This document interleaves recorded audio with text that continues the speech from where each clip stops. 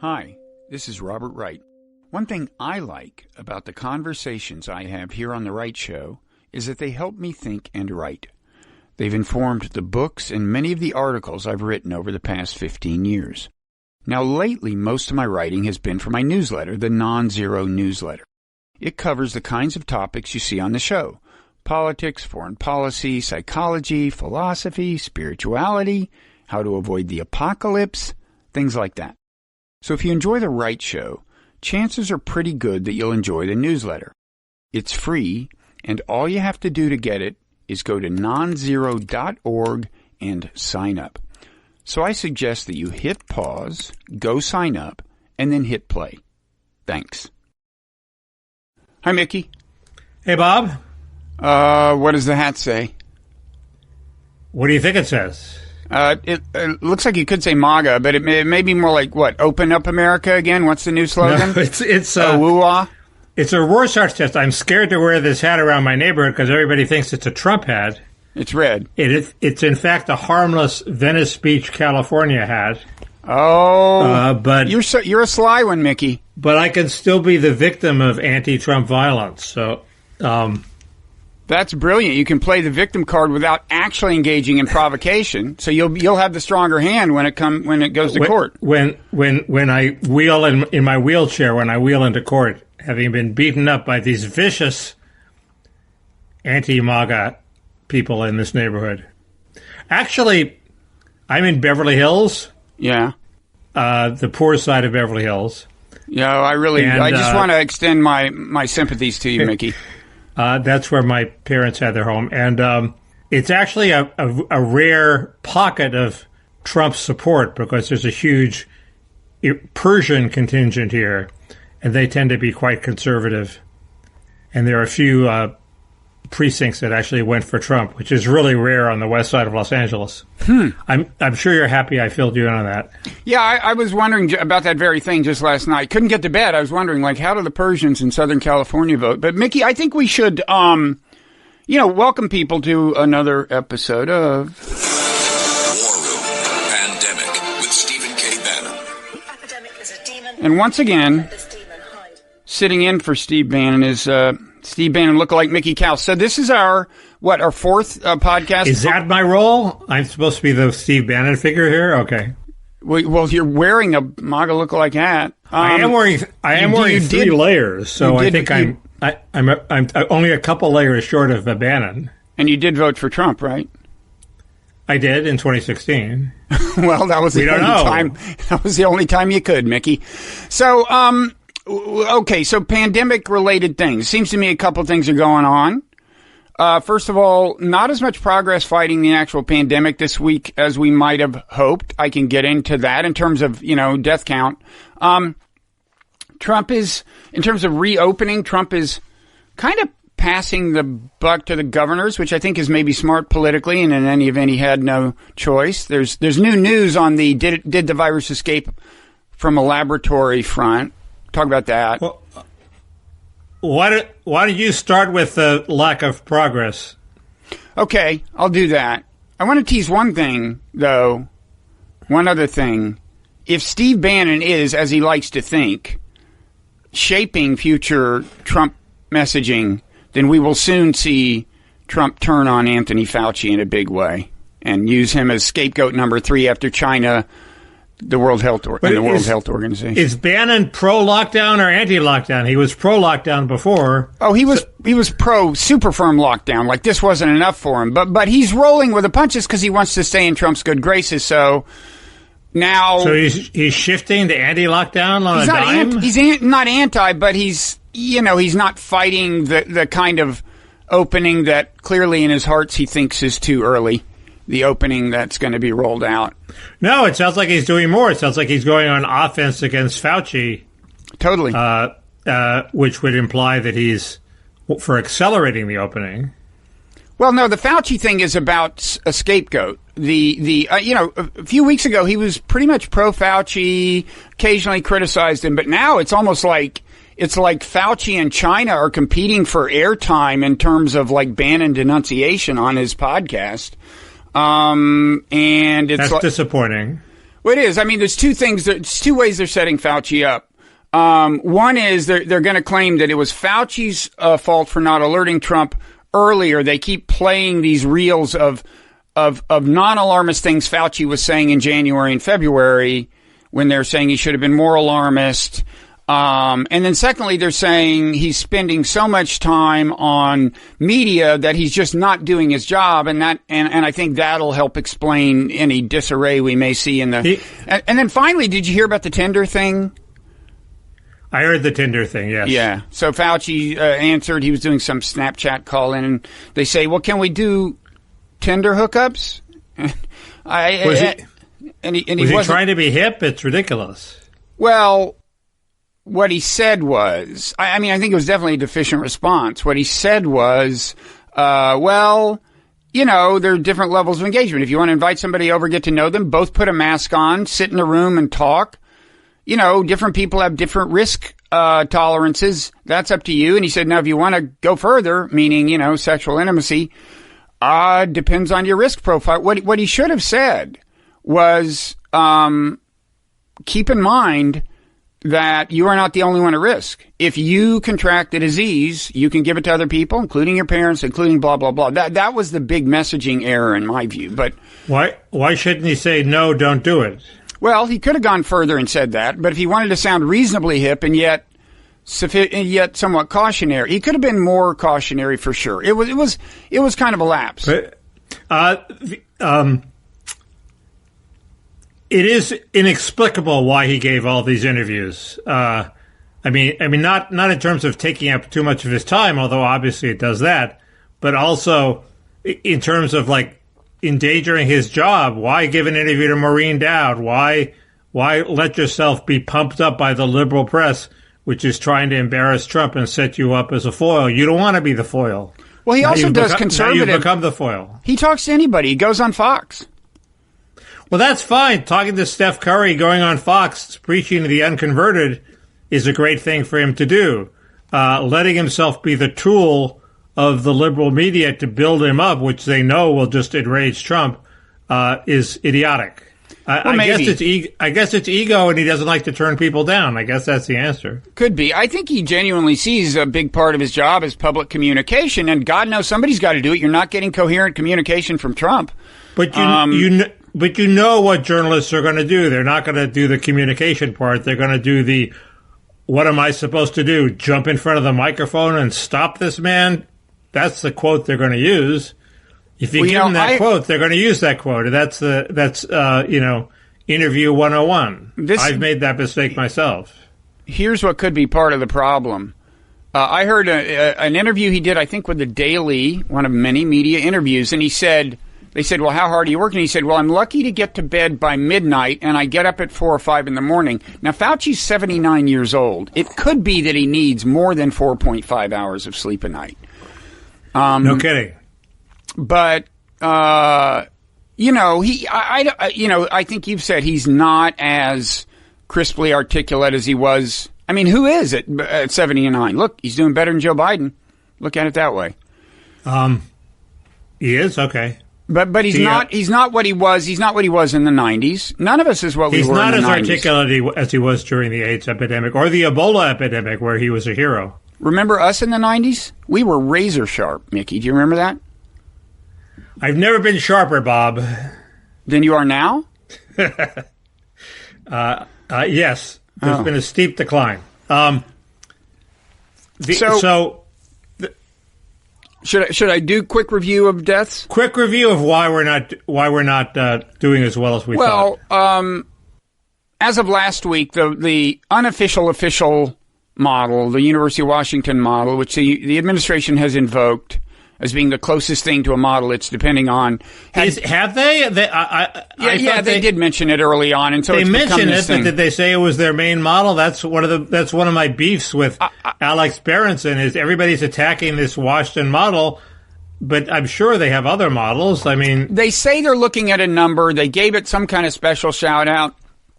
Look, one frequent ban and criticism, which I'm on board with, is what is the methodology? you should be transparent about your model. Even the University of Washington's not transparent. But in any event, the administration, so far as I know, at least, I looked on their site, I don't see a clear explanation of exactly what the methodology is. But the administration should tell us what's the basis for these estimates. And anyway, so as of last week, it was revised sharply downward from 80,000 to 61,000 when you and I taped, that is, last Friday. This is the University of Washington model. Then on Monday, back up to 68. But if you look at even that model, 68,000, and this is by August 4th, assuming shutdown through May, the last 2 days, we should already be past the peak and heading downward in terms of number of deaths. And the previous 2 days, yesterday and the day before, should have been under 2,000 deaths per day in the nation, according to this model. Actually, it was over 2,000. We don't seem to be heading downward. It's more like a plateau than a downward slope. So I think you're going to see an upward adjustment on Monday of this model. And in general, I just think, some of the indicators I think look good, new hospitalizations and so on. But this is and of course, part of it is the death takes a long time to happen, But still, these are worse numbers than were anticipated. And this virus, the transmissibility of the virus is amazing. It's just a very stubborn virus. Yeah, no, that's the impression I got too. You had mentioned the White House guidelines. It seemed to me the takeaway from the White House guidelines was not, the press made a big deal about how he said he had total authority, then he gave the governor's authority, fine, that happened. But the important thing is, A, they're incredibly loose. You show a decline in COVID cases, which is a complete artifact of testing, and restaurants open in phase 1. Right. I mean, it's insane. Not only the restaurants have to have social distancing, but so you have restaurants open that are half full. It's still insane. So they're incredibly loose. And the other thing is they've given up on testing. They only require testing of healthcare personnel. They do not require testing of the population. So those were the two, to my mind, the leads of the story. Was just they were completely flaccid and permissive. Well, it's loose generally, and ultimately the plans that matter are going to be the ones that emerge for these now 3 sets of governors: the East Coast cluster of 7 states, the West Coast 3 states, and now there's a Midwestern cluster of red and blue states. Yeah, somebody should bring Joel Garreau on. He's the guy who wrote The 9 Nations of the United States or something, how the country was really split into 9 parts. Well, his vision is happening before our eyes, right? I hadn't thought of him. I haven't thought of him in a while. I think he was a New America guy too. Last week we talked about Michael Lind, who was the first thing I thought of, the first 2 clusters of governors were all blue state governors, and I thought, wow, both of them are immediately adjacent to Canada. If they just leased a strip of land from Canada, this could be a continuous, little secession movement, and pretty soon you got a whole new blue country. Yeah. But now we have a red and blue coalition in the Midwest. It would look like headphones, so you can call them the headphone coalition. That's genius branding.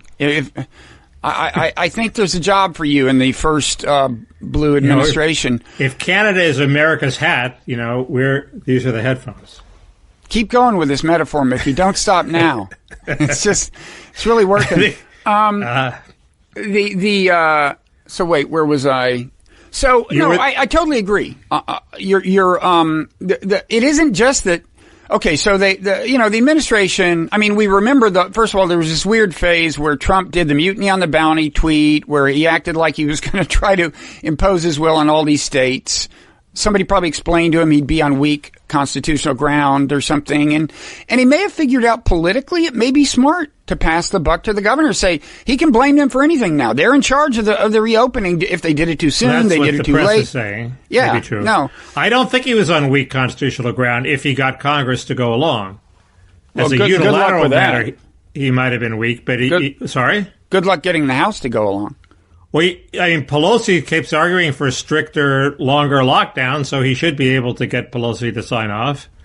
Okay. You would think. But anyway, he doesn't do well in negotiations with Congress. But the left, the bizarre thing of the left is all of a sudden to oppose Trump, they embrace states' rights and the governors have the power. Well, the whole history of liberal constitutional jurisprudence as of when I went to law school, which was centuries ago, was that the federal power was ascendant, and basically the Commerce Clause let the federal government do anything. It certainly lets the government override state laws that are restricting commerce in bars and restaurants. If Congress passed a law, the governors wouldn't have a leg to stand on. I don't think. So I just wanted to add that little legal wrinkle. I'm not sure everybody's saying, oh, he's wrong constitutionally. I think they're half wrong. But he was acting as if the president alone could impose the authority. But the reaction is, no, it's the state's authority. No, it's not the state's authority. If the federal government via Congress wants to pass a law and step in, I think they win. Maybe, but in the absence of congressional mandate. The key case is this case Wickard versus Filburn, which was a New Deal case where they said the government could stop a farmer growing wheat for his own consumption, wheat that never made it to market, okay? And the Commerce Clause even let them do that. So if the Commerce Clause lets them do that, it lets them close down a bar and restaurant that is in fact part of interstate commerce. I would think that's safe to say. So they let Congress tell a farmer he couldn't grow wheat for his own consumption only? Correct.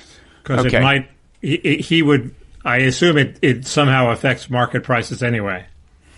Okay, you win that one. And they say you're not as sharp as in the 90s, and this is what I say to them. Listen to the podcast. You will be pleasantly surprised. Everybody knows Wickard versus Filburn. It's a cliche now. Yeah, I know. So, but on this, I want to say one more thing about, so you're right. The guidelines are pretty loosey-goosey. They open up the restaurants and sporting events and everything, assuming, social distancing guidelines in phase 1.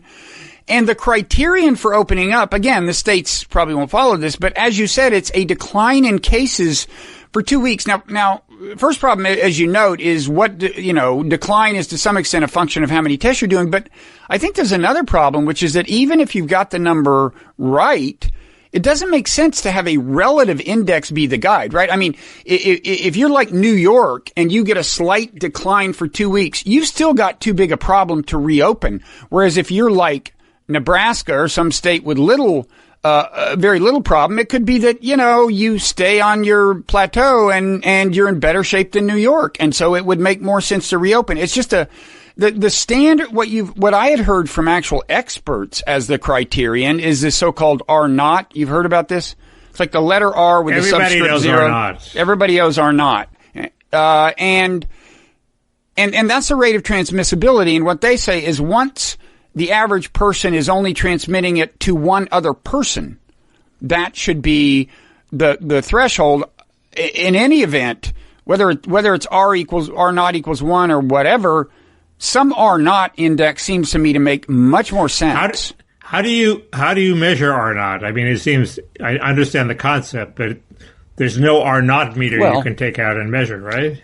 Well, in an ideal world, if you knew everyone who had it, and you said, well, today, or 2 weeks ago, 100,000 people had it, and look, and a month from now, how many how many new people have it would be some kind of time series measurement where basically the number of cases, I guess, is not growing over time in some sense if R equals 1. But isn't that the same thing as the criteria that they are using now? No, they're saying if you're at R7 and 2 weeks later you're at R6, it's time to reopen. That's what they're saying. Okay. I mean, although it isn't R naught they're measuring, but still it could be that case. They're saying if your caseload or something declines a little for 2 weeks, you're good.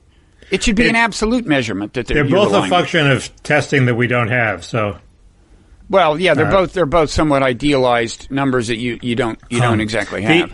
The other thing, which was actually there was a pretty good email called Essential Politics from the LA Times that highlighted this, which is Trump's wild claims of where he expects to end up, presumably before the election, I think, which is a University of Alabama football game where every seat is filled.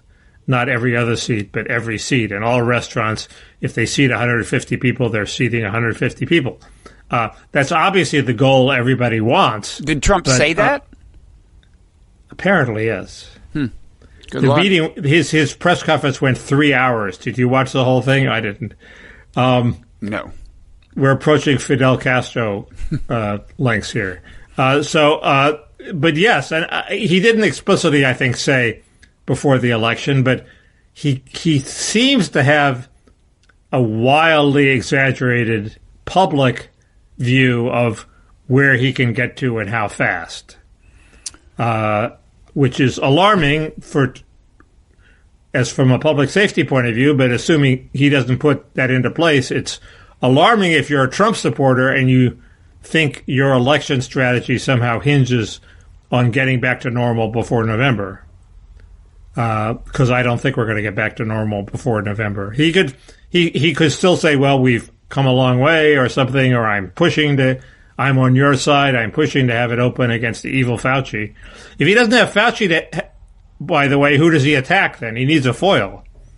So who's going to be the next foil? I mean, first of all, I'm not saying this will happen at all, but he could wait quite a while to start. I don't know that Trump could ever afford to explicitly blame Fauci, but he could have surrogates do it. He could eventually maybe fire him. I don't know. That right now that would be, of course, highly risky. But I don't know. He can fire him. He can't. I don't think he can fire him. He can. I guess he can get. Oh, he can fire the CDC guy to fire him. Sure. We can kick him off the task force, but I think he's a civil servant. Well, he can do that, too. I mean, he can... Apparently, Fauci was not at the Trump press conference either yesterday or the day before, as I believe. So that's possibly one sign. But I don't know about today again, we're taping this on Friday, and I guess the press conference hasn't happened, and we don't have today's numbers either. But, Trump is... Look... I mean, some of this gets back to what's going on in that brain. I mean, does he have anything like a clear understanding of the nature of this virus? Famously, he tweeted or said one thing that seemed pretty strongly to indicate that he thought that antibiotics kill viruses, which they don't. Only today, he looked at the fact that China had said they had been undercounting deaths, and so they've increased the total number of deaths by 50%, and Trump tweeted that was double the number of deaths as before. He thought a 50% increase apparently is the same as doubling. I mean, what is your honest assessment of the extent to which, even now, after months, he grasps the nature of the challenge here? I don't know. Every time I think his public tweets, even his tweets, are actually reflective of what he thinks, then you read some story about how in private he's actually much more sophisticated, and he thinks this tactic is working and that tactic isn't working, and they're all just tactics, even the tweets. So that's sort of my impression, is that the blaming Fauci, blaming the WHO, he recognizes that they're just tactics. He doesn't actually think Fauci is giving him bad advice, or that the WHO is the WHO's fault. He may He may actually think he didn't screw up in the beginning. That's sort of hard to believe. Oh, I'll bet. No, I think he does believe that. I mean, I think I do. This is one reason I'm always reluctant to use the word lying about false things he says. I think it's just unclear to me the extent to which he's ever honestly aware of what he's actually done in the past. I think he may be one of these people who 100% believes his stories. I just don't know. Maybe you should listen to Steve Bannon. Maybe he'll tell you. Maybe, although I gotta say, the podcast is starting to get a little old. I mean, just the relentless China bashing and now Fauci bashing. I mean, He has a bunch of smart people working for him. Do they all turn in lockstep and suddenly start bashing Fauci too?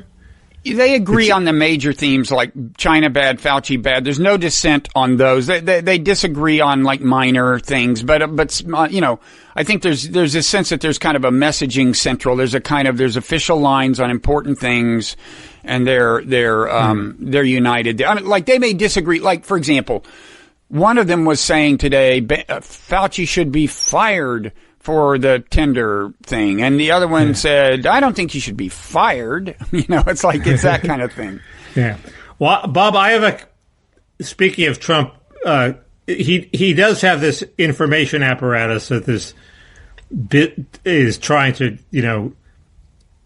deflect blame onto the press and onto other people, for the initial slow startup, of reaction to this. And, I have a confession to make, which is I am officially, in their eyes, a Trump surrogate, meaning they invite me to their little, sometimes informative, sometimes not. They have a what's the word when you talk on the phone to a bunch of people? They have conference call. Conference calls, and they say you're not as sharp as you were in the '90s, Mickey. You haven't lost a step. Listen, who are these people? Who are you on? Who are you on these conference calls with? A bunch of people who are Trump surrogates, like ex-politicians who are now on the right, running pro-Trump PACs, and I was kind of hoping to get actual names. A bunch of people. Yeah, I don't want to do it because it's off the record. A bunch of religious leaders, people I've heard of, right wingers, some maybe, probably not. It's weird because at the beginning of the call, there's this voice that says, this is off the record. If you are, not intended for press purposes, if you are a journalist, hang up now. Okay. And I think of myself as a journalist. So the first time I heard that, I hung up, right? And then I was told, as you do. No, they know who I am and they want me to be on. Maybe they don't want me to be on anymore, but it's weird because Maggie Haberman reported, from the latest conference call that they spent minutes and minutes talking about Trump's travel ban and how effective it was. And I don't remember that. And why did she even post that? But wait, she wrote about this conference call? She tweeted about it. She hasn't done a piece about it? No, it's not important enough to do a piece. Of course it's important. Is this like the Trump? It's a damn what is this? Is this like call. How high up on the hierarchy of Trump propaganda is this conference call? Is this like the main Trump propaganda conference call? No, it's way down in the hierarchy, and it's the idea that Trump is talking about how important his travel ban is. I mean, he's talked about that incessantly himself.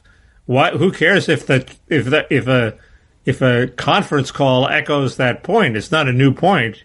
Yes, he makes a big deal of his ban. That's the one thing he has to hang his hat on. So it was a total non-story. It just led me to, how easy is it to get Maggie Haberman to tweet something that's really suspect? I don't know. Hey, speaking of media coverage that should drive people crazy, did you see the tweet with the 4 CNN chyrons? Is that it? CHYRON? Is that the word? I did see that. I mean, it's bizarre. Were they real? Were they real? I think they were real, and the CNN person tweeted it out as a boast. Look how horrible Trump was. Let me read them. So this is like during Trump's press conference. This is a series of things that says at the bottom of the screen on CNN. First, angry Trump turns briefing into propaganda session. Then Trump, next screen, Trump refuses to acknowledge any mistakes. Then Trump uses task force briefing to try and rewrite history on coronavirus response. And then Trump melts down in angry response to reports he ignored virus warnings. I mean, I thought this was like The Onion. This is amazing. This I is not. I assumed it was real. Maybe it was fake, but I assume it's real. I think it was real. And it wouldn't surprise me. That's how bad things have gotten. That's what happens when you let millennials get hold of the Chiron. Oh, look what else I've gotten. Now this is weird. You remember last week I talked about Bannon having had this guy from the Epoch Times, this Falun Gong outfit, newspaper that is... there are a lot of actually respectable people that write for them, and they publish good news. Okay, great. But here's what's weird. I had never before gotten like a copy delivered to my home. Look what happens. I mention it on our podcast. Look what shows up today. This is the Epoch Times. The At big your story doorstep? is... like in my mail, how the Chinese Communist Party endangered the world. That's the big story. But it's not like that's the only story they cover. Here's the other stories on the front page.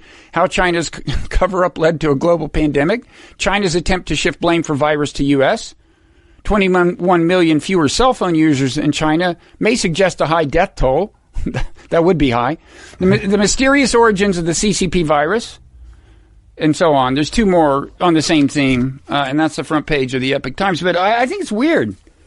Are they delivering these to all homes in America, or is it just like a response to our podcast? I didn't get it. Where's my copy? That's what I want to know. Do you think that's very energetic of them? It's almost as creepy as $1,200 from the IRS suddenly appearing in my bank account. Did that happen? That happened. I should check 2 days mine. ago. And I guess the answer is I got an electronic refund that deposited there, but it was still creepy. So this propaganda conference call you're part of, don't you think you're better than this? I mean, don't you think you should be on a conference call that's higher in the chain of Trump propaganda? Well, I think it's the highest surrogate call, but yes, it is. Well, make up your mind. I thought you said it wasn't high in the chain. No, Trump should call me and give me a personal briefing, I think. What advice would would you better. give him? What advice would you give him right now about how to handle the pandemic? I guess I would give him the same advice everybody gives him, which is emulate what Rudy Giuliani did after 9/11 and be calm and don't feel like you have to make huge news every day and give the country the impression that it's under the control of a strong, steady hand. And if that's not you, then let the other people on the podium, including the medics, but also the various admirals you've appointed to run various things, give their piece and just be the master of ceremonies. And also I would say, prep people for it being a long haul that will eventually be victorious, and give them all the good news you can, like this new treatment that's showing promise supposedly. But this is a new treatment, right? This is no longer hydroxychloroquine. I mean, now I have to learn a new one to pronounce?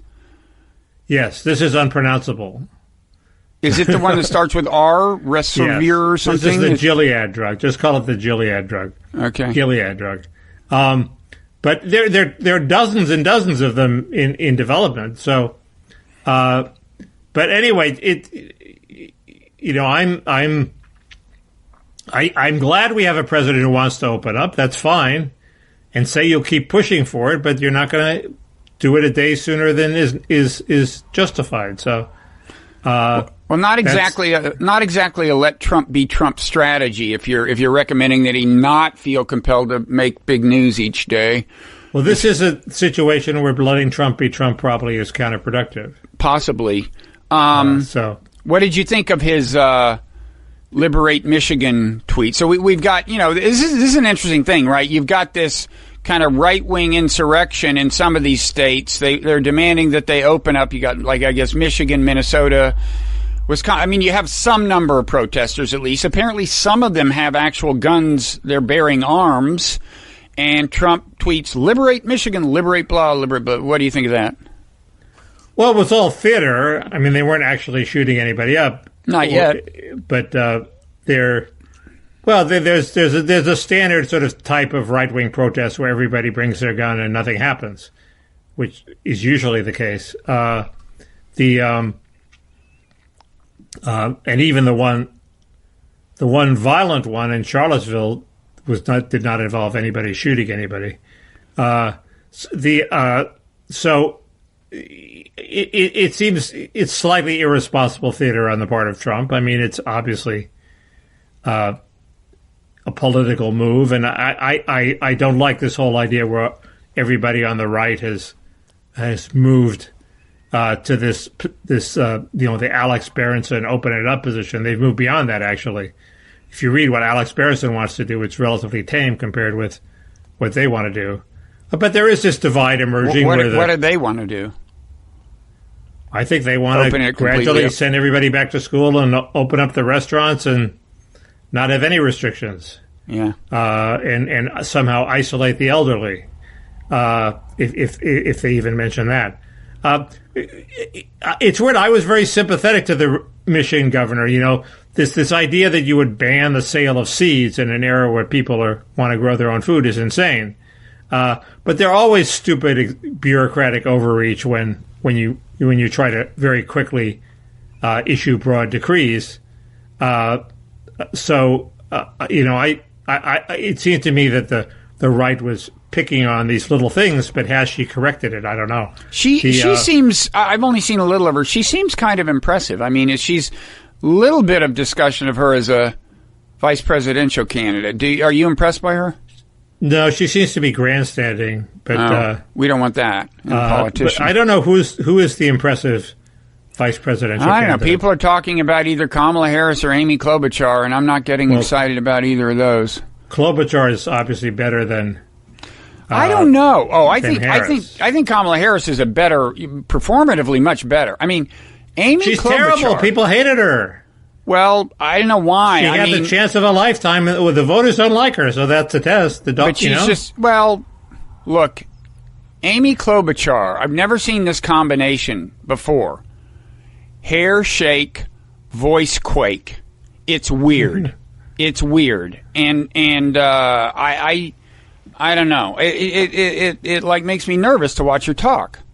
Well, you do get the impression that she knows what she knows, but that's not enough. There was something she's very, very sort of state legislator, governor. I'm here to cut a deal, and she seems like a very decent person. But there was some misstep she made that was very revealing, and it showed that she really didn't understand what she didn't. You know, the things she didn't know, she really didn't know, and they were important for her to know. I forget what it was, but it really shook my faith in her.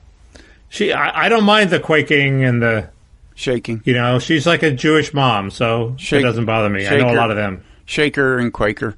They're two commonly confused religious groups, by the way. They are not the same. They are not the same. Shakers forbade procreation, and as a result, there are very few of them now. Anyway, I was... people were trying to think of names for this what we have here, this thing of ours. Oh yeah, there have been other nominations since Battle Stations. My nomination was The Distance, because the impression you wanted Trump. If Trump was a leader, he would give Americans the impression that it's not going to be instant gratification. We're going to go the distance, and people would take that. People are mature. Oh, I thought you meant it was. But it's also about social distance, right? Right. It's a very clever... Oh, so it's a double entendre. Yeah, that's how sharp I am, Bob. No, man, in the 90s, you couldn't even do a single entendre. This is amazing. No, in the 90s, I could do triple entendre. You could do triple... Yeah, I remember the triple axle with the double entendre. Yeah, I'm fine with the distance. It's a little, I don't know, artsy or something. It's a little... it's not. I could live with it. I mean, we can let people weigh in, and if they like the distance, I could go with the distance. It's better than ventilator, because ventilators are going to be yesterday's issue soon enough. Yeah. That's going to date us. No, I agree. The ventilator also, it's just a little grim. I'm sorry. And like pandemonium, you don't like pandemonium, right? It's okay. It's just like what everybody else's is called, right? All the pandemic podcasts are called pandemonium. Yeah. Yeah, you're right. I forgot about that.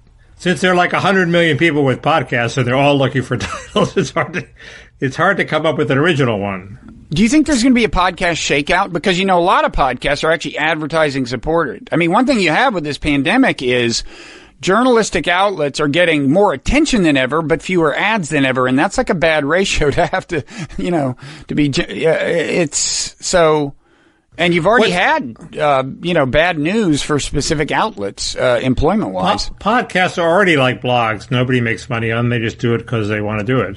Well, I don't know. Big outlets continue to open them as if they're moneymakers. I think the big, what's happened, the analogy with blogs is that their innocence is dying. I mean, blogs originally, you were in super early in the blogging thing. It was these individual people, their individual voices, individual followings. They would connect into these kinds of networks of mutual linking and so on. And then big platforms started buying up the high traffic bloggers. Like for a while, The Atlantic had Andrew Sullivan, Matt Iglesias, and so on. And then blogs per se just receded into the background and the age of blogging was over. And similarly now, what you have is these big platforms starting very highly produced podcasts. They don't have the informality that podcasts once have. They're certainly not like the ones that I do, just totally unedited. We're approaching Biden levels of informality. This is dangerous. Biden's not nearly as unplugged as we are, right? He's pretty unplugged, I think. That's a mistake. That's a mistake. Anyway, go ahead. I'm interrupting your thought. Well, that's the basic idea, is that the age of, podcasts like this are a dying breed. I don't think you have the history right. Okay. But I'm being very solipsistic. I don't think blogs died because of the standard concentration, big outfits buy up the biggest bloggers. I think the first thing that killed them was the shift to this platform where it provided an individual link to each blog post, and then the search engines somehow rejiggered so that your goal was to write a blog post that got other people to link to you. In other words, nobody was going to go see what Mickey Kaus was writing. Right. They want to see Mickey Kaus's hot take that went viral, okay? Because other people linked to it, okay? And that totally changed the whole game, and it made the hot take somehow was the gold standard, was the viral hot take. And maybe that's just a function of there being more people in the game, but I don't think so. There was an SEO change in there. And people hated viral hot takes. They're ridiculous, right? So, and then when Twitter came along, Twitter basically did everything a blog does in a tenth of the time with twice the interaction and twice the reach and 10 times the reach. So who wanted to read blogs anymore? Nobody did. Well, I think Twitter was the basic killer here. Twitter and social media generally obviated the need to go check into any individual source. It's like you don't have to go to the New York Times even. Twitter will take you to the stories you want to read. And so the whole idea of a destination, the homepage for even big sites is not what it used to be. And the homepage at Slate, the homepage died 15 years ago. Right. That's I never got hits from the homepage. Well, for a while it mattered. I used to fight to get on the homepage, and then I realized it didn't matter anymore. Well, less and less, and now it matters basically not at all. Anyway, we'll see. The media is just one of a number of companies or businesses, being hurt by this, and I have no idea what. I do think the economic considerations are going to become more and more dominant. That may be what kills Trump if something does in November. Is the economic fallout as much as the health? Not the decline of journalism. If Vox, Vice, and BuzzFeed go broke, and the LA Times goes broke, that would help. And, that I don't think it affects it one way or the other. No, in fact, maybe some good news for him. I'm trying to think if this is true. Never mind. Never mind that. But the if Archer Daniels Midland goes broke, that it will affect it. By the way, I said early on in in saying that economic considerations do deserve some weight in figuring out when to open up, how to open up. I said, depressions kill people. Apparently, somebody brought this to my attention on Twitter. The mortality rate did not go up during the Great Depression. There were more suicides after the market crash, but on balance, I thought I brought that up. Did you? I don't know. On the podcast? You haven't lost a step. If you have, I have.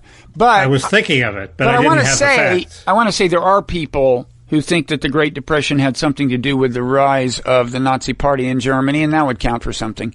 Anyway, all kinds of bad things can happen in a depression, including just whole different forms of human suffering and social pathology and families not being sustainable and so on, and spousal abuse. So I think it's even in human terms, it's good to avoid huge depressions.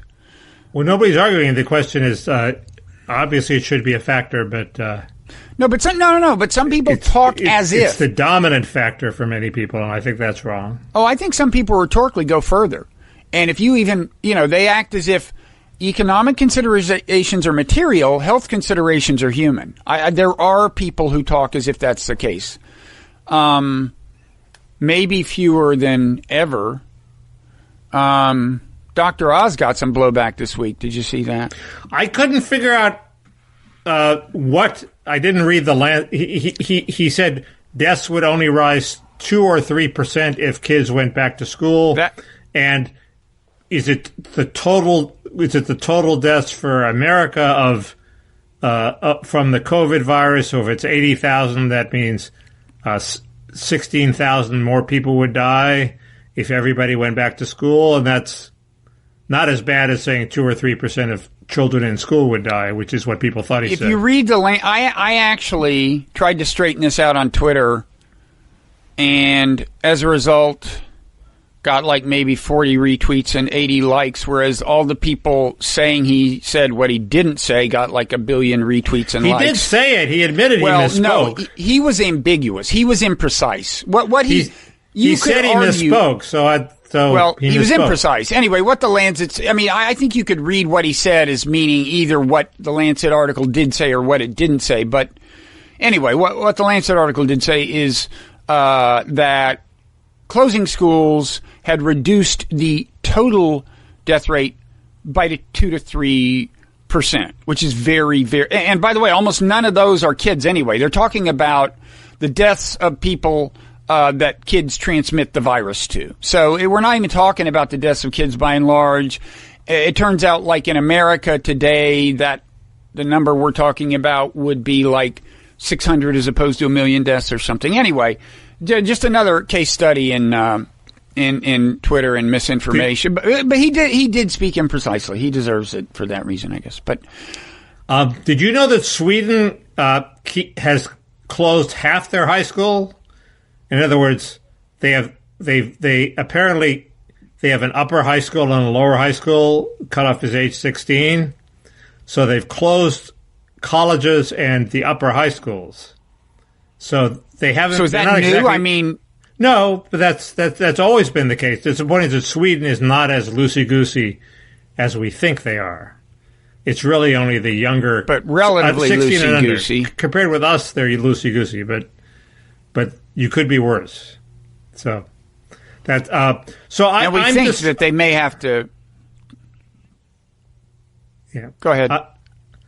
I'm sort of annoyed that the press has sort of behaved in sort of hack fashion, which is here's this pandemic, it's threatening all of society, it's plunging us into recession, and threatens to kill hundreds of thousands, if not millions of people, and all they care about is the racial disparity between blacks and whites in terms of mortality, and they're applying the whole. And the other thing they do is they write these. I'm giving you an avenue to attack me. They write these articles on how it's affecting migrant communities here and migrant communities there, and I've now read enough articles about how it's affected migrant communities. The most recent one in Sioux Falls, that I think, well, maybe there's a positive correlation between migrant communities and the virus that should be investigated. One is that migrants do the kinds of jobs that haven't been shut down. They're essential. They're in the meatpacking plants. They're I mean, except for people maybe who wash dishes in restaurants. I mean, this is what AOC was saying this morning on some podcast. She's, because her district is heavily immigrant. What I took you to task for a little last night on Twitter was, I thought you tweeted super imprecisely. You made it sound like it was about diversity. You said, like, what'd you say? You said, I think if you plotted diversity on one axis and disease, COVID incidents on the other, you'd see a clear pattern or something, but you weren't talking about diversity. I mean, my community is diverse. There's a lot of South Asians here, but that's not what you mean. I mean, they are immigrants, and it's ethnic diversity. And then there's what I meant. Why isn't that what I meant? Well, you think you would have a higher incidence of it in my area because of the presence of South Asians, immigrants from India? Well, for one thing, I mean, there's the standard. I actually had a list of 8 reasons why diversity might encourage the virus, and then one of the most obvious is the Robert Putnam reason, which is he argues that all forms of trust and social cohesion get lesser when you have diversity. He didn't like that because people trust each other less. Whereas in a homogeneous society like South Korea, maybe you can get everybody marching in the same direction more easily if everybody's part of the same ethnic group. I'll bet you anything.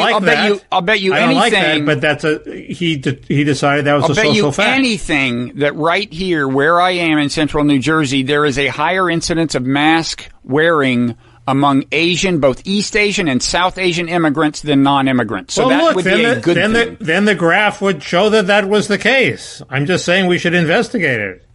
Then the graph would vindicate your position. That would be a very interesting finding. I don't think that would happen. There's so many variables. It's also that diverse groups are more open to the outside world. There may be a culture of resentment and distrust. They might be insular ghettos, as seems to have happened in Sweden with the Somali community. If you have a no-go zone, perhaps it's hard for the central government to get its message across in the no-go zone. These no-go zones... They tend to be exploited. They tend to be powerless. So their employer makes them work under unsafe conditions. They don't have the power to do that, to resist that. Well, I would say alleged no-go zones have a tendency to turn out to actually be no-go zones upon close inspection. But anyway, go ahead. You don't think that in the areas around Paris, and 10 years ago I would remember what they're called. I think those are the very ones that turned out not to be no-go zones, if you mean the police don't go there and stuff. No, but they might be resistant to government authority in a way similar to the way American ghettos are sometimes resistant to government authority. I mean, the other thing that happens, which is weird, is that groups that are the last to get the virus begin to think they're immune. When Gavin Newsom, as liberal a governor as you're going to find, introduced his Surgeon General, who is as liberal a person as you're going to find, to talk about this incident.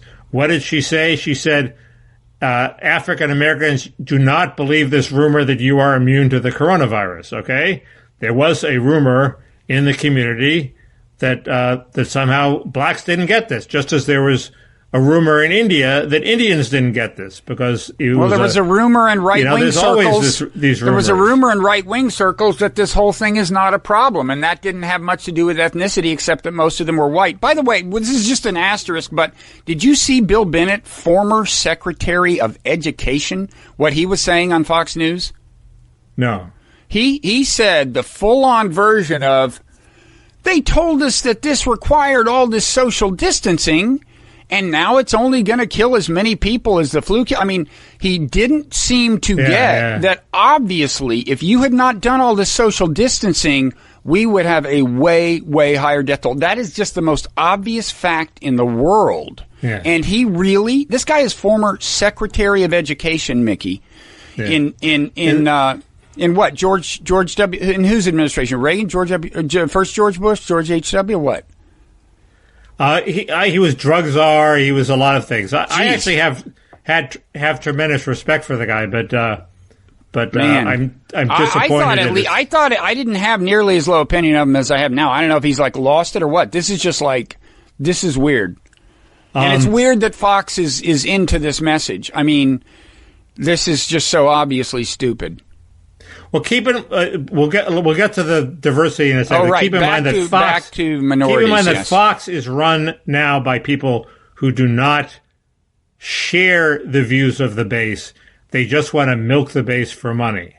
So they will take whatever jag they think the base wants, even if they think it's insane, in order to keep the viewers coming in. And it's no longer run by people who are like Ailes, who at least are Ailes of the movement that they are creating. Now, he was a true ideologue. It's true. So anyway, of course, there are other reasons why people might poo-poo the virus. All I'm saying is diversity creates a whole new possibilities. It's a possibility. I haven't seen. It's also possible that there are cultural things like bat soup that the diverse groups bring that are bad. I don't think that's a factor in Sioux Falls. Did you say bat soup? B-A-T?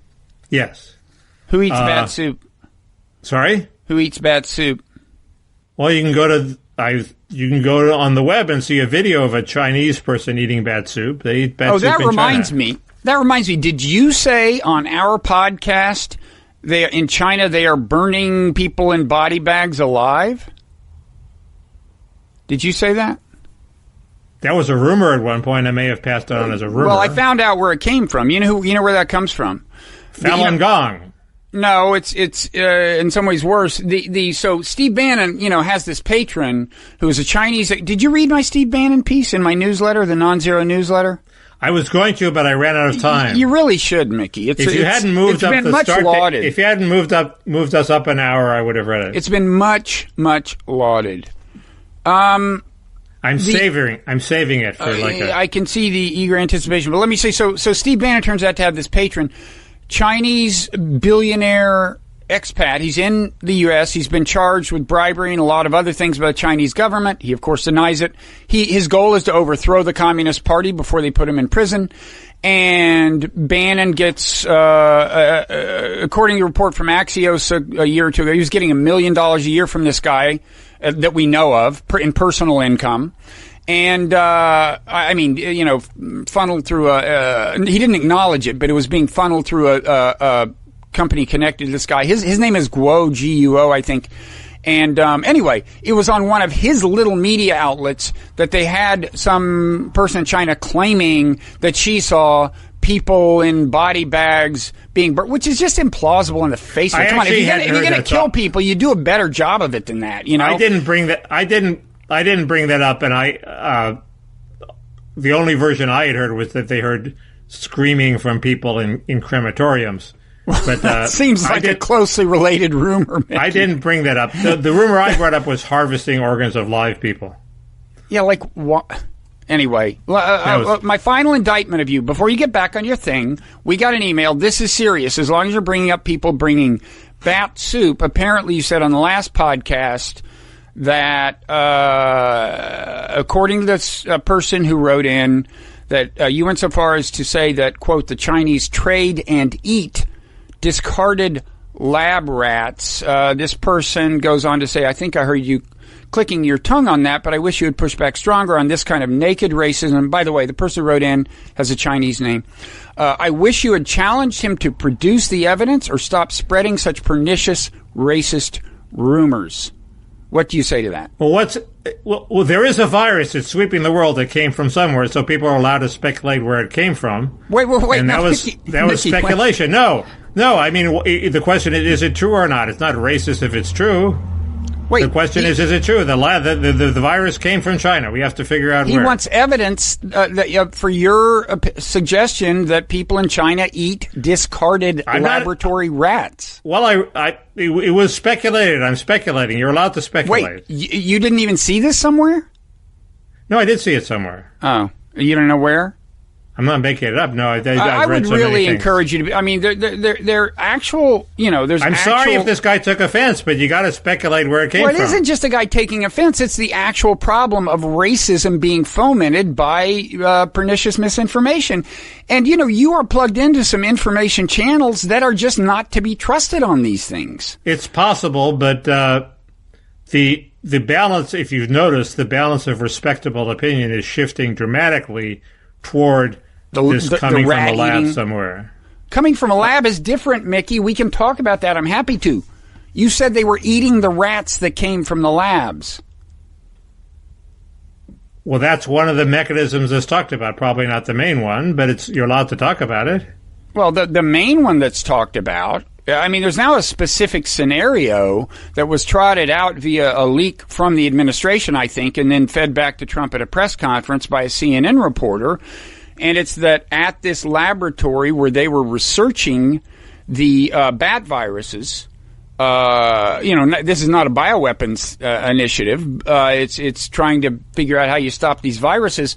That an intern infected her boyfriend, who then went to the seafood market where they first thought the outbreak had come from. That's now the scenario I've heard. I don't think you need to get into people eating rats. I mean,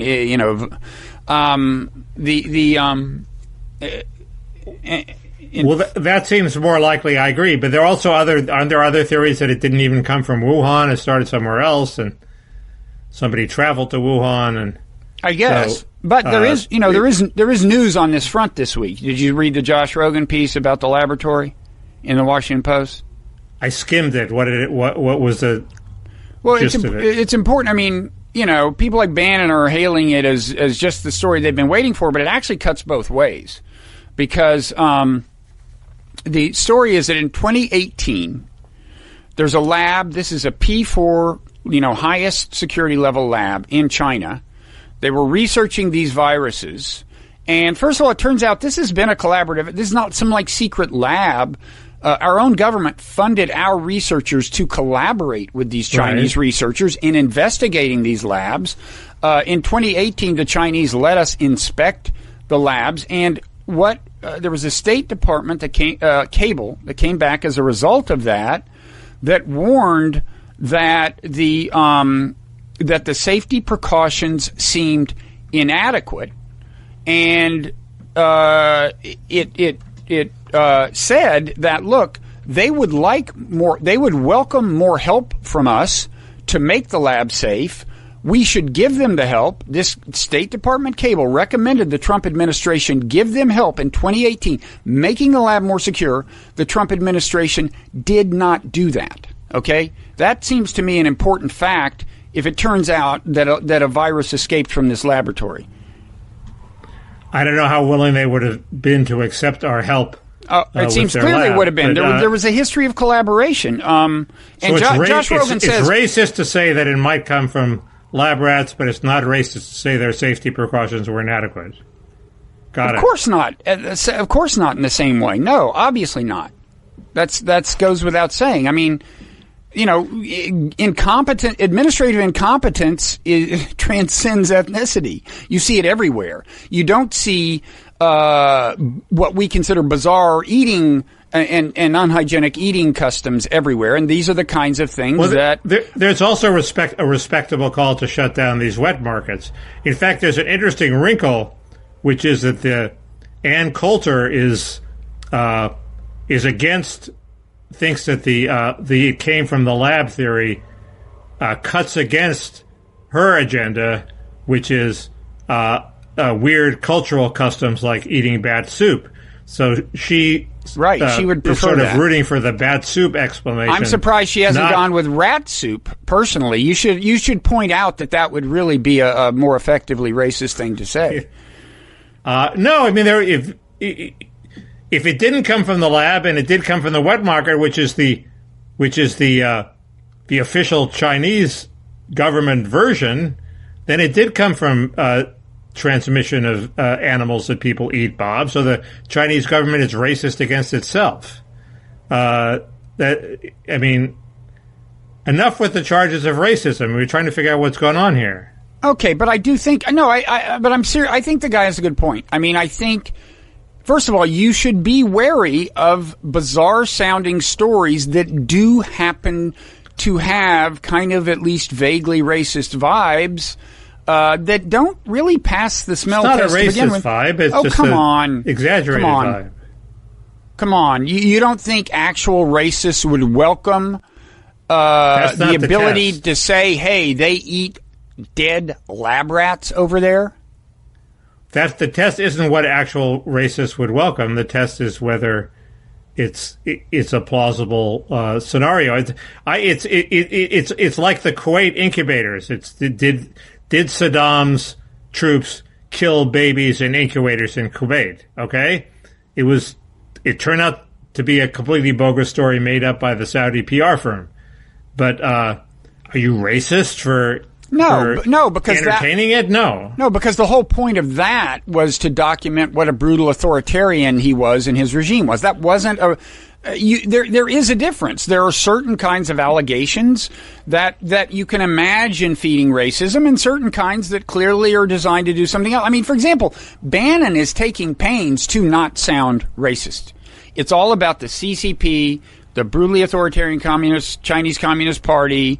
And that's a different messaging thing. I mean, he's overstating it massively, but he's different from Coulter. Coulter thinks that's the agenda of globalists who just want to replace the CCP and then everything is fine. Wow, they should like go head to head. That would be very good. Well, see, it's a great idea. Now, this is interesting because she's being truer to what, in a way, is the pure version of Trumpist ideology, right? Like, we're not about fomenting tension with other nations particularly, or getting into their human rights record. And this is something people have pointed to about Bannon. All of a sudden, he's all concerned about human rights in a way that he didn't used to be. And the question is that because this guy Guo is paying him to do that, or is that because he just thinks it feeds into an effective Trump anti-China, blame China messaging strategy, or what? But in a way, Ann Coulter is being the pure Trumpist here, I guess. Wait, all of a sudden Bannon is what? He's all of a sudden all about human rights in other countries, whereas right. I thought Trumpist foreign policy was in some ways, realist in the sense of not being in favor of intervening in other countries' business, right? Right. Well, I don't think Coulter would poo-poo the human rights abuses in China, but she is a cultural-based immigration skeptic. Right. And so she thinks that there are certain cultures that just don't fit in well here, or if they do fit in, it'll take 30 years we don't have to have them fit in. And eating bat soup is her latest example of that. Okay. And I can show you the video of people eating bat soup. Oh, I don't deny that they may eat bat soup. I mean, look, that's who's to say? Bat soup? I mean, we eat birds. Oh, they're not birds, they're mammals. We eat mammals. We just don't eat winged mammals. Anyway. We eat winged mammals, too. What do we eat? Ducks. Ducks aren't mammals, are they? Oh, well, how many mammals are winged, if that's your definition of mammals? Not many. Just bats, I think. Unless, I don't know. I don't know. I'm not an expert on these things. Good point. I guess birds are cold-blooded, aren't they? Birds are cold-blooded. And they say you have lost something since the 90s. No. No, I picked up on that pretty quickly, I think. Yeah. It's like instantaneous. And I don't know, it seems to me also the most treacherous grounds for worrying about immigration is migration, and the virus is, do they have built-up immunities? When whites exposed themselves to Indians, all of a sudden the Indians were wiped out by diseases they didn't have immunities for. I'm not a scientist. There may be some weird thing going on with where you have a lot of different groups that have different kinds of immunities that built up might produce bad outcomes. I don't know.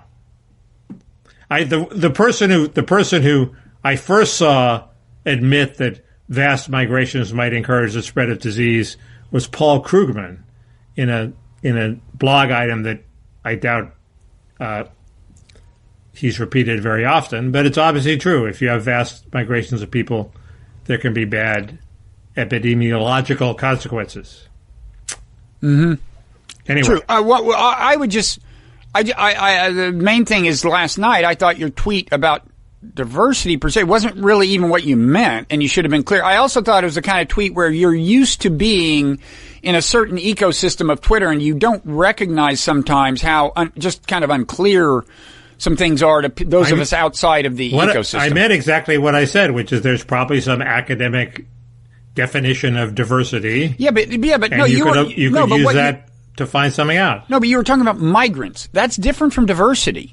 If you took all the migrants, the recent migrants out of America, you would still have ethnic diversity. And that's one point I would make is I think, you would also find not just migrant communities disproportionately affected by this, African American communities, and they clearly are. And I would think that a lot of that, has to do with income. In general, I would say if you correct for income, a certain amount of the, disproportionate effect you're seeing on migrants and non-migrant minorities goes away, because it has to do with the kinds of places you live if you have lower income, the kinds of jobs you do, the fact that you still have to take public transportation, and so on. Well, that's a very good point, that you have to distinguish between migrants and diversity per That's se. what I meant. Okay, well, that's a good point. You need two graphs. You want a graph of diversity and a graph of migration, and maybe the migration explains all the diversity. Or maybe they would show that neither of those has any effect on the incidence of this Again, I think disease. you correct for income and a lot goes I doubt away. that it's all poverty. Maybe not. Might be. May well not be. It's hard to do the math, too. That's what you'd find out. It's hard to do the math because there are so many variables. Like here in where I live, the overwhelming variable is proximity to New York. That swamps almost everything. It's like... But I think even Cuomo has said, why did we get the virus? Because we're a diverse city that's open to the world. So well, there is that, but now that brings me to another thing. Well, first of all, New York City is tailor-made for this. The pedestrian density, the density on public transformation. There's no other city in America where a virus is going to spread like that. But also, yes, it's open to the world. But that leads me to this, which is, I'm not saying you're looking for scapegoats, but obviously you've seen yourself accused on Twitter of looking for scapegoats when you emphasize migrants. And I would just say, who brought this into the country? Cosmopolitan elites brought it into the country by and large. There's a famous, in fact, the first case here in Princeton came from the infamous Biogen conference in Boston, which was a huge vector of transmission. And I think that was somebody who had flown in from Italy or something. And then people spread from the Biogen conference all over.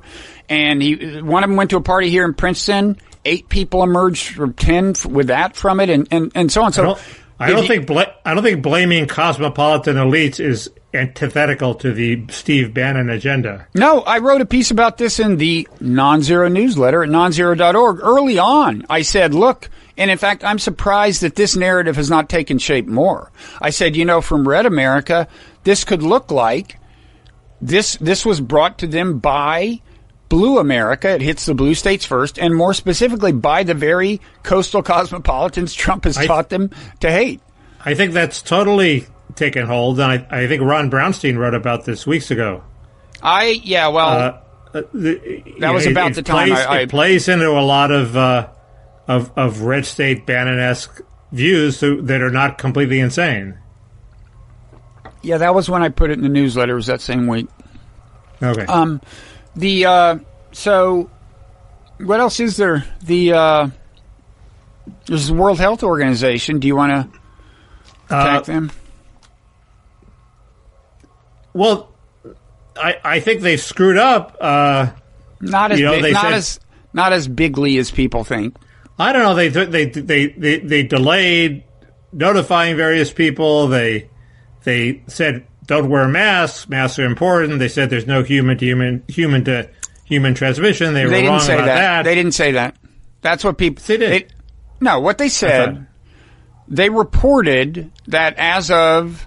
There's an infamous tweet on January 14th where they report that China has found no, quote, clear evidence of human-to-human transmission. Right. And that turns out to come from there's a January 13 World Health Organization statement. The tweet is taken from that.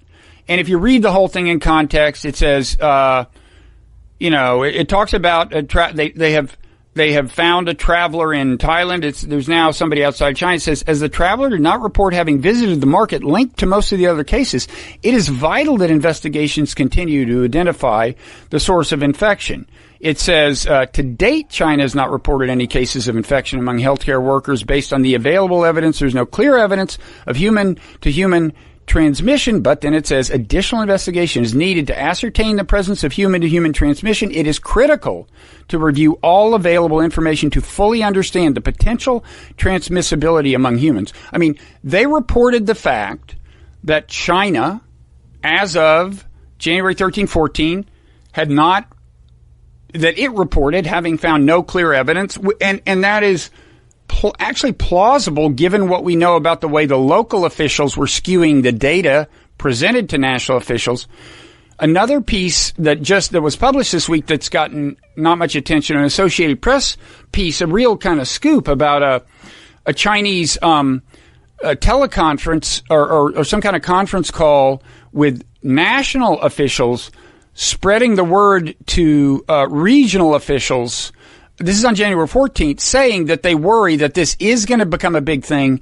They should prepare for it. But even then, even in an internal communication, they say that there's evidence that, quote, suggests human-to-human transmission. So I think all this is consistent with the fact, and this is what I said in my World Health Organization piece, which is at nonzero.org, but which is that what China did is what institutions do in crisis control. They say, what is the most reassuring thing we can say that's technically true? Technically, we don't have clear evidence. Let's say that and figure out what the hell we're going to do. They were just figuring things out. But a week later, everything was clear. It's not the job of the WHO to replicate what the Chinese government, like any government, does. It's the job of the WHO to safeguard the international health.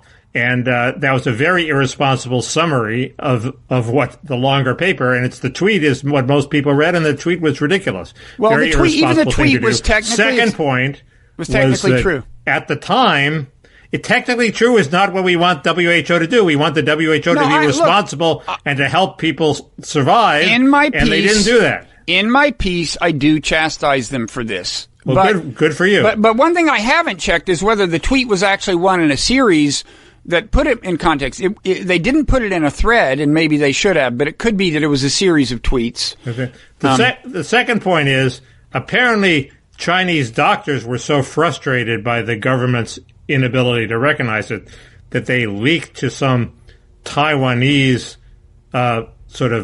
message board that there is human-to-human contact. I think I have this right. And the Taiwanese informed the WHO, and the WHO ignored the Taiwanese. So screw the WHO. Well, no, wait. The WHO is guided by like a whole, documentary and kind of like a constitution. It has the things it does and doesn't do. Taiwan is, for better or worse, and for worse, not a member. And blame Richard Nixon. The deal he made with China when they entered the UN was, okay, we'll just kick Taiwan entirely out of the UN. I never got that, but they did it.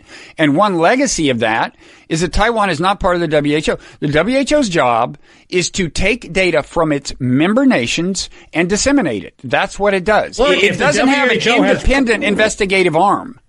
If the WHO has protocols that lead it to delay warning the world of a deadly pandemic, it seems to me you're allowed to condemn the WHO no matter where those ridiculous protocols come from. And obviously the ridiculous protocols come from China. Nixon didn't do it of his own. Nixon did it because China insisted on it. Well, screw China. Nixon signed on to the deal. I don't know that he had to. I know, but he did it. He's on the deal because the position. Chinese insist and still insist to this day. If China changed its mind and said, hey, WHO, maybe when Taiwan warns you of a deadly pandemic, you should take it seriously. Then the WHO might behave differently. Well, no, the WHO has its rules. It fundamentally consists of its member states and disseminates information among them that comes from them. That's what it does. It doesn't have a team of investigative reporters. And this rule comes from China, so it seems to me Trump is allowed to condemn the WHO. Mickey, the rule doesn't come from China. The rule, we signed on to the rule. The rule is the rule that created the WHO and then amended its rules along the way. Bob, you sound like a horrible bureaucrat. Mickey, I'm just saying, if you're running any organization, you are constrained by what the ground rules governing the organization are. China did not impose. We're allowed to say that the organization so created by these ground rules, which were put there at the insistence of China, screwed up. I don't think it absolves Trump of. No, I said that. Trump of responsibility. He has huge responsibility, and I think he's going to lose the election because of it. All I'm saying is you're allowed to condemn these horrible, rule-bound UN organizations that don't react well to a pandemic because they have these stupid rules. I'm happy to change the rules in any number. And one thing I said in the piece at nonzero.org is you just scroll down on the homepage and you'll see it. Is that I'm fine with a congressional investigation of the WHO. I think there should be one. I say that. And I say that if you really are a fan of global governance, a progressive fan of global governance, as I am, you shouldn't reflexively defend these institutions. They make mistakes. It looks like the WHO made some. We should investigate. Now, we shouldn't cut the funding before we do the investigation. But the funding was just a way to get their attention. But, I mean, you're an advocate of global governance, okay? Yep. The simplest thing to do is health-related global governance. Warn us of pandemics. Here's a case where they can't even do that without screwing it up. So what hope is there for the rest of global governance that you want? They can't even do the simplest damn thing. Mickey, the main thing the WHO has the power to do, the most important declaration it can make is a declaration of this isn't the technical term, but it's a world health emergency. I forget the whole thing. It did that on January 30th, okay? And it's easy to think, well, maybe it should have done it earlier, but it's also easy to forget how little had actually happened at that point. Nobody had come close to dying in the United States. I think there was one known case in the United States, and anyway, they did that way before Trump started taking it seriously, way before. And basically, my main point is like, you're seeing this thing like China. There was a cover-up. There was this. China did, what, for better or worse, it behaved like an institution in crisis, particularly an authoritarian institution that had this particular relationship between the federal and the local government. I wish it were better and we had known things a couple weeks earlier. But Mickey, a week after this infamous tweet, we knew basically everything. China said, okay, this is like huge. We are shutting down Wuhan a week, 10 days later. I'm with Walter Russell Mead. They are still lying about their death count to this day. They revised not in it the upward. past. That's We don't know not everything. We don't know how many people died. So there are all these charts with China has solved the problem. No, they haven't. How do you know that? How do you know they're lying? We don't know that nobody believes them.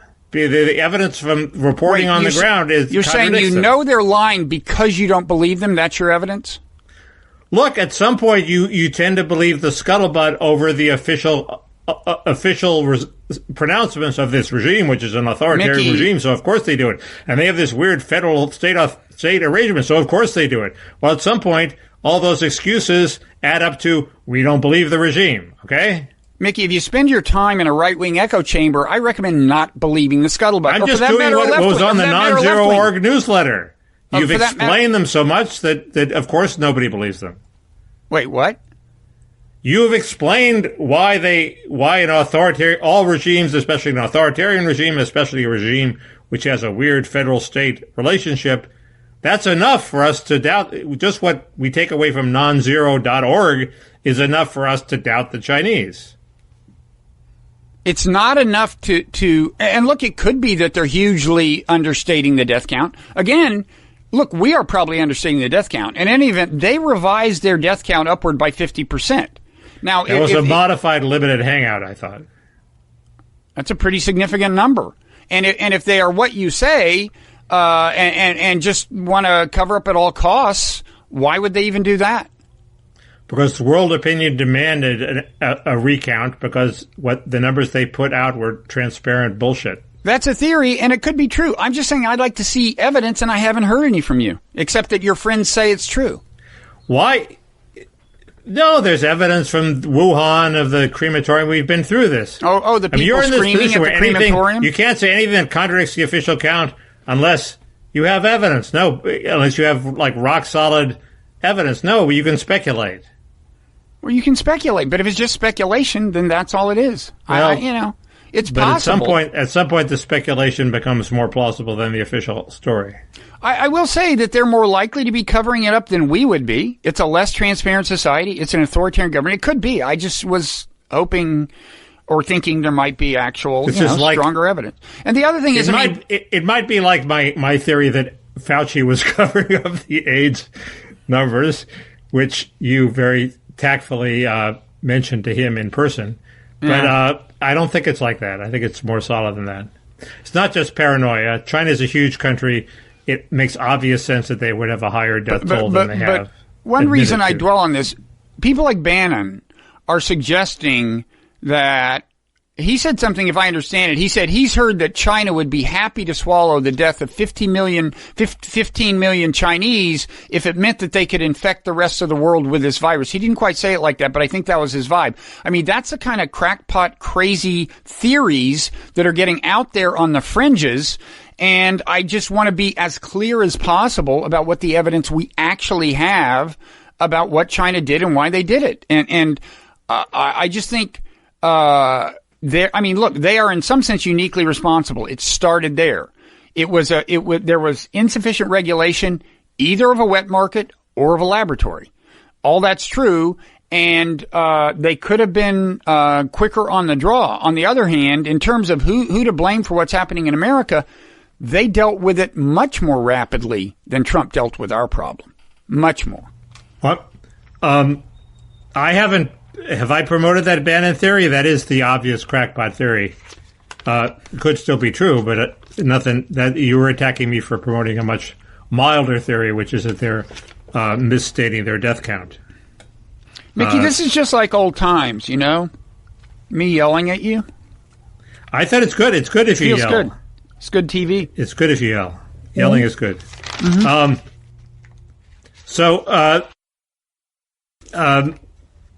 That is the obvious extreme theory, which is that China inflicted this onto the world intentionally. And I've actually seen some I think articles in Real Clear Politics, which is a test of a threshold of respectability, not total respectability. So I think that is gaining traction, but that isn't what you were attacking me for. No, I'd be happy to.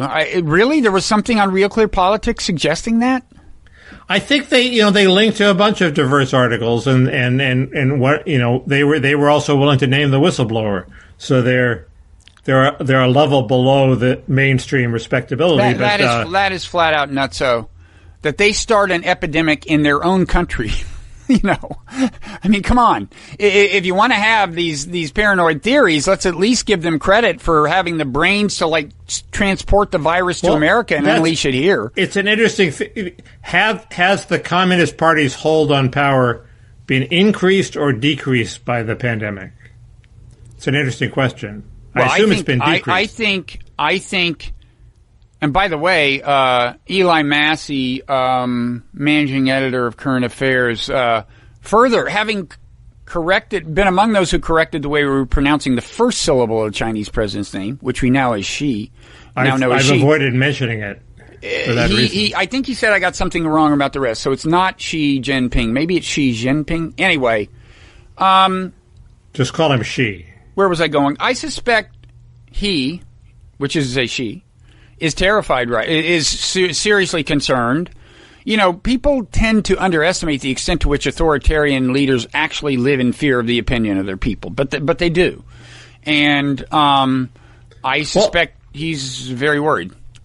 Well, and they're in a somewhat position analogous to Trump, which is they're even worse. They're continuation in power supposedly is based on fulfilling the promise of perpetual economic growth, and they haven't fulfilled that. Their GDP is going down. They are in recession.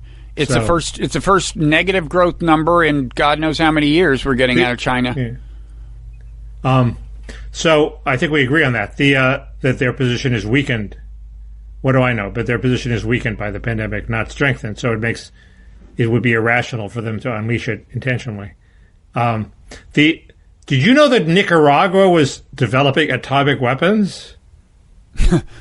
I mean, no, but I'm not surprised that the outlets you read are saying it. Is it true? No, this was in the Financial Times. Apparently, they've formally said they're shifting resources from the development of nuclear weapons to fighting the virus. This was in the Financial Times, which is a pretty respectable publication. Yeah. Well, there is a way. There is a way to fight the proliferation of nuclear weapons. Subjecting nations to economic sanctions because you don't like their governments is not part of that recipe, in my view. But if that's true, why hasn't the Trump administration gone absolutely batshit about that? Well, what are they going to do? They're sanctioning them as strongly as you can sanction a country, probably. So what are they going to do? I mean, Trump doesn't like actually invading countries. Are we sanctioning the Ortega regime as much as we could? I don't know. Oh! I'm sorry. I was. This isn't Venezuela. Yeah, I was thinking Venezuela. So, God, you were sharper 10 years ago too. Actually, I was never good at that kind of thing. Names have always been a problem for me. Nicaragua. Especially those Latin names. Yeah. Nigeria. Nicaragua was the one in the Western Hemisphere, right? So, no. So, I don't know. It wouldn't surprise me if we have some sanctions. Hard to think that they've got a very advanced nuclear weapons program. But I don't know. You know, this is a whole hobby horse of mine, global government. We should be much more on the case with weapons proliferate. And this is a price you pay for fomenting all the tension with China, which Trump it's now in his political interest to foment. Yeah. Although, you know, his big donor Sheldon Adelson is against fomenting tension with China, so we may not see as much of that. I do think that this whole attempt to deflect blame from Trump will not succeed, and that his re-election chances have been rightly deeply jeopardized by his failure to react quickly. Well, I think it's going to depend on. I mean, look, maybe we've been talking a long time, and we should probably draw it to a close. But on this issue, were talking about at the beginning of like, how do you transition from lockdown to some higher degree of economic activity? I think a lot of it's going to depend on that in terms of his political fortunes. And I think, you know, what we're going to need to see that we haven't heard about certainly from the administration much, but we're going to need, and we probably will see from some of these groups of governors, is very, you know, clear and in some cases dramatic plans from emerging from lockdown that involve, I mean, for example, I can imagine there being a certification that retail outlets get it's the New York State certification for openness. And it means maybe, who knows, if it's a restaurant, maybe your workers are tested once a week and we verify that they're tested. You know, it obviously involves distance of tables. It obviously involves availability of hand sanitizers on tables. Who knows what else? But things like that. But more than that, it's going to require a clear testing and contact tracing regime, which we haven't heard much about from actual government outlets so far as I know. And that may call for technologies that either do or don't invade our privacy. We've seen both kinds of ideas floated. But we're going to have to see. But the testing isn't happening, as that's what we started with. The official Trump thing is give up on testing, and that's because the testing isn't there. Not there yet, but they can't wrap it up fast enough. Some countries are doing a much better job. It must be in principle doable. Germany's doing a better job of testing. You would think maybe they've gotten all the reagents that we need, and they've commandeered all the cotton swabs. It's very frustrating how how ineffective our testing regime is. And this is my point. I think Trump is not the leader we want in this situation, and voters are going to take it out on him. The only thing that is preventing them from doing that is the feebleness of the Democratic candidate. And this is a point I actually wanted to bring up, is if Biden is as out of it as he seems, I mean, he's obviously capable of making decisions and et cetera, but he doesn't have a lot of energy. Who is actually going to be, if we vote for Joe Biden, who is actually going to be running the government? It seems to me the press needs to focus intensely on who his core of advisors are. Is Tom Donilon going to run the government? Is Bruce Reed going to run the government? Is Susan Rice going to run the government? It looks like it's I wouldn't put Bruce Reed in this category, but it looks like it's the usual suspects you would expect. Ron Klain, various people, and will they really do a good job? I don't know. Well, I worry that certainly on foreign policy they won't do the job I would want. I mean, one thing his, let's just say, lack of proactive energy will lead to is that the foreign policy establishment just completely swallows him. I mean, there was a mildly encouraging thing about how he's officially open to Bernie foreign policy advisors joining. That would help. That if like Matt Duss had a significant job, that would help. But I worry that if who had a significant job? Matt Duss. He was Bernie's foreign policy guy. Do you know Matt? So no, I don't. I don't know. So name names of the evil establishment people who might influence Biden, and what's so evil about their influence? Well, Hillary's guy, Jake Sullivan, I think, as I understand it, was on board with her extreme liberal hawkism. I mean, pretty much the whole establishment. There's a reason they call it the blob. It's like everybody except a few people at the Quincy Institute. You know, that's the Quincy Institute against the world. Who's at the Quincy Institute?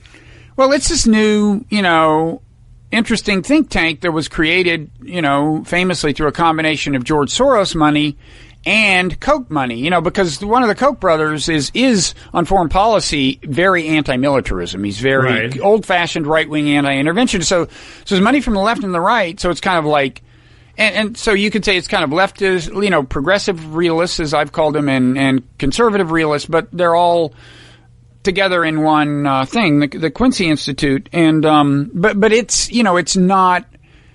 Its goal is to become part of the establishment. At the moment, it's a kind of a maverick and a renegade. And like you have two video casters as part of your Blob podcast, Anna Marie and Dan Dresner. Not Anna Marie. You mean Heather Hurlburt? Oh, I thought, is that who she talks to? I thought that's who Dan talks to. I thought he talked to Anna Marie Slaughter. That's how much I. No, it's been a while since she's been on Blogging Heads, like a decade or so ago. But okay, Heather is a little less blobbish than her. What? Are those the people you're thinking of?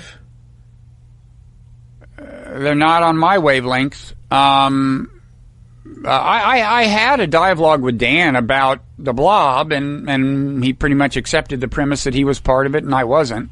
People can go look for it, but I'm not so sure about Heather, but she was a Hillary advisor, or she had something to do with Hillary. So. Is Susan Rice one of the people you don't want to have influence? Yeah, she's apparently a disaster on a number of grounds. The Obama people had some good impulses, but by and large, Obama radically amped up drone strikes. He couldn't get out of Afghanistan, and the Iran deal was a true accomplishment. I have to give him credit for that. But as even Ben Rhodes would admit, they kept getting, dragged back into the swamp, the blob. I would like to see Ben Rhodes do more admitting of that. He does. He's a little. And now, to their credit, they did coin the term the blob. But I mean, a good example. You ask who would I worry about? He has a podcast on the Crooked Media Network, Pod Save the World, which he does with this guy Tommy Vitor, who was an Obama guy, and it's not bad ideologically as foreign policy podcasts go. Not bad, but their latest guest of honor was Samantha Power, who kind of epitomizes the problem of for out of good intentions, she'd like to do something about these human rights situations in various countries. It just turns out that every time you try to do something, you get a bunch of people killed and don't solve the problem and make things worse. And they all seem a little slow to pick up on the pattern that has formed here. Is she still too slow to pick up on the pattern? Because my impression early on with Bosnia, when we put pressure on Milosevic and it resulted in a massacre of some small town in Kosovo, she was the only one who was honest and said, "Oh my God, we made a mistake. This is a disaster." She wrote a piece for the New Republic that was actually admirable.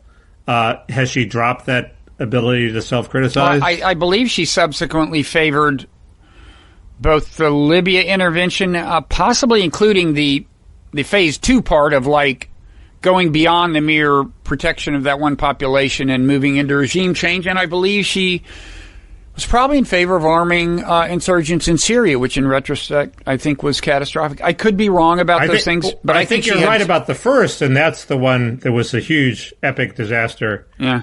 And I would think she might have second thoughts about that. I'd be interested I haven't followed what she's been saying lately. I don't know, but I know that there have been a couple of things I've seen with her on Twitter where I've thought, I just don't remember what they were, where I thought, man, okay, she still doesn't get the picture. But she's probably been in some way self-critical.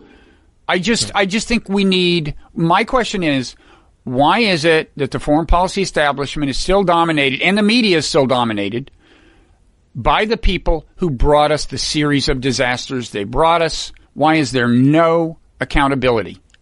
That's my question. I agree with that. That's. God bless you. Anyway, maybe, but I hope there was a lot of articles about who is influencing Biden. If he's as weak as he physically seems, who's actually going to be running things? Trump, you don't have that worry. Trump, you worry about Trump. Biden, you worry about the people around him. Oh, I think he'll be swallowed by the blob. It's too bad because, Biden himself has at least somewhat less interventionist impulses than the average, probably the average blob member. But well, he was big on withdrawing from Iraq. I don't think that was a smart move, but he's big on withdrawing from Afghanistan. And Tony Blinken probably has slightly different views than the blob, right? Or is Tony Blinken part of the blob? I would call him part of the blob. I don't know that much about him, but, the blob, there's a reason they call it the blob. It swallows everything. Okay. Before it swallows us, we should probably call it a day. We should go. I've actually got a weird kind of alumni conference call I need to do in 5 minutes. I'm looking forward to it, but as it happens, a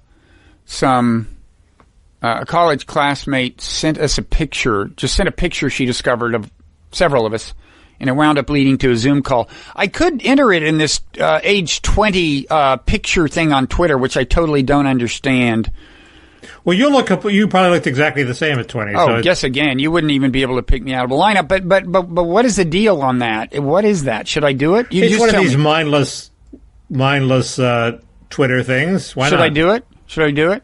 I think it's relatively harmless. I don't see how it can be used for phishing or anything like that. Although there is some argument that if you use these early pictures, that it's used to develop facial recognition technology, so they can see how people develop over the years and program their artificial intelligence to identify how people age, and so it probably serves an insidious function. Well, I don't want to do that. Are you going to do the age 20 thing? No, I don't think I have any pictures of myself at age 20. Well, you haven't changed. You could just send one of you now. We could just do a screenshot. It'll destroy my image of you as ageless. So that would actually be good. We should both do that. Just send a picture of us right now. Right. Well, that'll totally screw up. Glenn Greenwald tweeted one of Sean Cassidy. It was funny.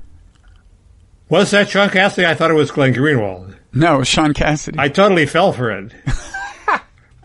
I thought I could see how it actually developed into. At first, I thought it was David Cassidy, but it was a Cassidy. Are Sean and David brothers?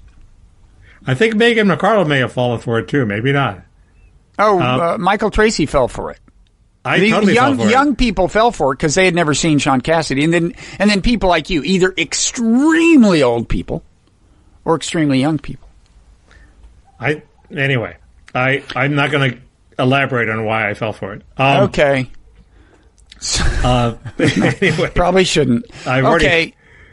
Mickey, this has been long. It's been long, man. Yeah.